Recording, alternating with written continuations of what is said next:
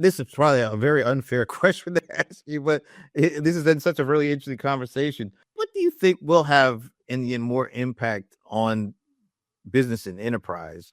What's happened in the last year and a half with Gen AI, or what's currently going on and moving forward with agentic AI? I think the $1,000,000 question, and no, it's probably the $1,000,000,000 question, is what is the future of these big applications that have been built for CRM when everything can just, go to a data lake and be extracted by queries and questions and agents? Do we need to have big footprint enterprise CRMs in 5 years, or does it all just go to some future state of unstructured data, and then the AI tools, the user tools, just follow wherever the seller or the user or whoever is doing their job? If they're in LinkedIn, if they're in some other tool, and they can just sort of prompt,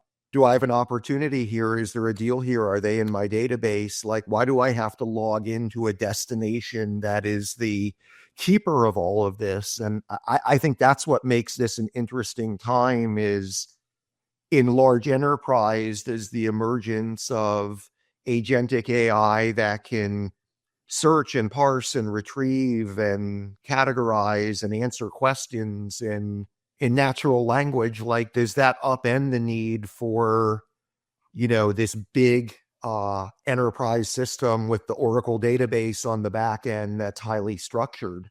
I don't know the answer to that. I think reality is somewhere in between, that there's still a mission around, the big data within CRM, but you're going to see an emergence of more of these AI-powered microservices for like a specific job I want to do while I'm doing my job, and I don't have to go into CRM to do that. It's always coming back to that. Like, over the last 5 or 6 months, we've had this conversation about, well, the rise of LLMs and machine learning and all these different kinds of AI, and the ability for them to deal with unstructured data.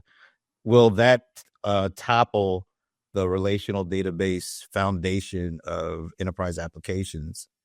And I think it's a mixed bag. Some are saying, yeah, eventually it will.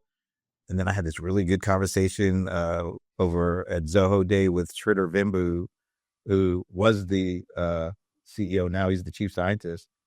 And we started talking about that. And he said something I hadn't really thought of before, which is LLMs are great, but who deletes information from an LLM? Who has the ability to do that? Like with a relational database, organizations have their data in the relational database, and you can insert, update, edit, delete, whatever. But when it goes to an LLM, how does it get out of an LLM if somebody wants it to?